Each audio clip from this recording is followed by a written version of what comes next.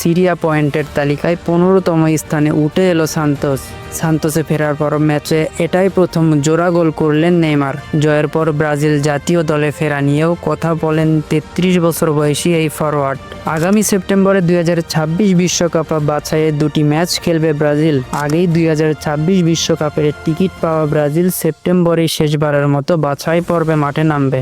বাংলাদেশ সময় 5ই September Rio de Janeiro ব্রাজিলের প্রতিপক্ষ চিলি। 10ই সেপ্টেম্বর এল আলতোয় 5 বারের বিশ্ব চ্যাম্পিয়নদের প্রতিপক্ষ হবে বলিভিয়া। এই 2টি ম্যাচ সামনে রেখে ব্রাজিল দলে ফেরার আশায় নেইমার বলেন, আমার স্টাইল সবাই জানে, এখনো ভালো বোধ করছি, এখন সিদ্ধান্তটি তাদের। সান্তোসের এই ম্যাচ দেখতে ব্রাজিল জাতীয় দলের পক্ষ থেকে স্টেডিয়ামে উপস্থিত ছিলেন পরিচালক রদ্রিগো কায়েতানো এবং কোচিং স্টাফের সদস্য ক্রিস্টিয়ানো নুনেস।